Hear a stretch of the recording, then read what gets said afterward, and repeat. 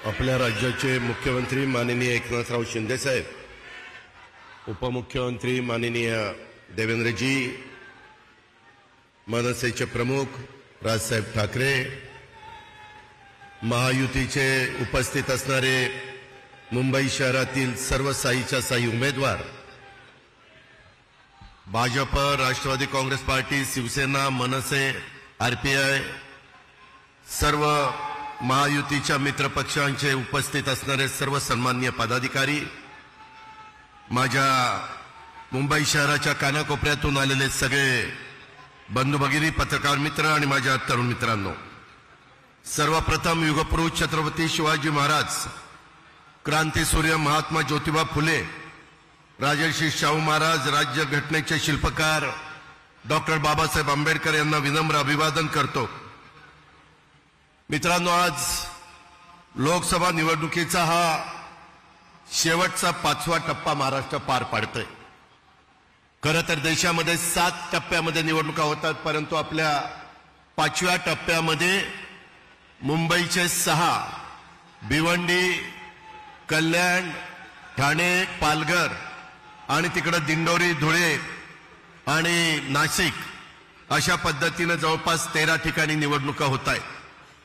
13च्या 13 ठिकाणी महायुतीचे उमेदवार धनुष्यबाण आणि कमळ या दोन्हीपैकी एक चिन्ह घेऊन उभे आहेत।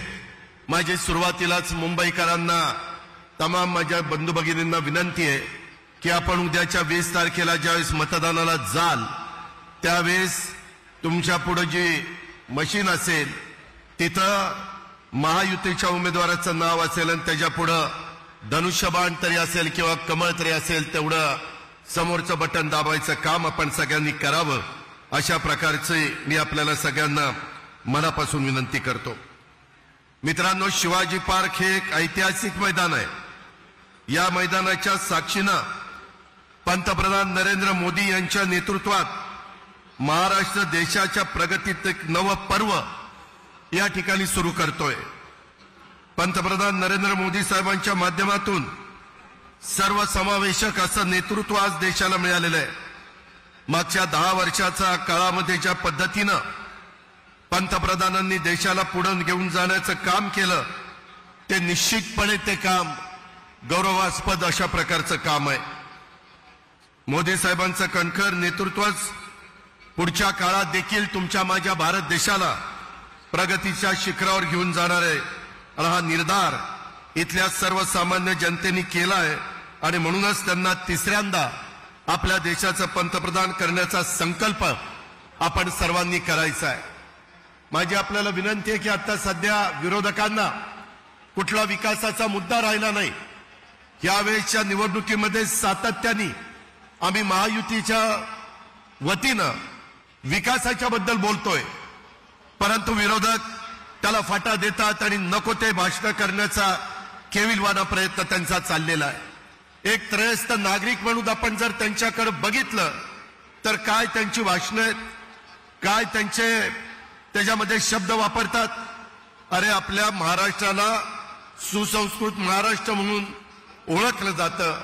स्वर्गीय यशवंतराव चव्हाण साहेबांनी ज्यावेळेस मंगल कलश आणला, तो मंगल कलश संयुक्त महाराष्ट्राचा आणला असताना सुसंस्कृत महाराष्ट्र कसा असला पाहिजे, तो कसा पुढे गेला पाहिजे, सर्व जाती धर्माच्या लोकांना कसा न्याय देता आला पाहिजे, ज्या पद्धतीनं हिंदवी स्वराज्याची स्थापना करत असताना 18 पगड जाती 12 बलुते रंदा बरोबर घेऊन महाराजांनी हिंदवी स्वराज्याची स्थापना केली, त्याच रस्त्याने आपल्याला सगळ्यांना पुढे जायचंय।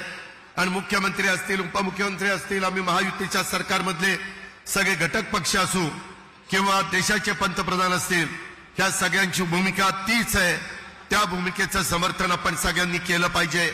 आता आठवले साहेबांनी बोलत असताना सांगितलं की असा काहीतरी मुद्दा काढायचा आणि त्याच्यातनं एखाद्या समाजाला काहीतरी त्यांच्यामध्ये समरसता निर्माण करायची। 10 वर्षामध्ये देशाच्या पंतप्रधानांनी कधी उलट संविधान दिन साजरा करायला सुरुवात केली आणि अशा पद्धतीनं त्यांनी साजरा करत असताना संविधान बदलण्याची भाषा हे सगळेजण करतायत। हे कुठेतरी थांबलं पाहिजे आणि ते पवित्र काम तुमच्या प्रत्येकाच्या मतामध्ये आपण 20 तारखेला सकाळी 7 वाजता जाऊन जर मतदान केलं तर यांना जशाच तसं उत्तर आपल्याला देता येईल आणि विरोधकांना विरोधकांची जागा त्या ठिकाणी दाखवता येईल अशा प्रकारची अपेक्षा आणि विनंती मी आपल्या सर्व सहकाऱ्यांना करतो। प्रचंड मोठ्या संख्येने आपण इथं उपस्थित राहिल्याबद्दल आपल्या सर्वांचं महायुतीच्या वतीनं मनापासून स्वागत करतो आणि मी माझे 2 शब्द संपवतो। जय हिंद, जय महाराष्ट्र।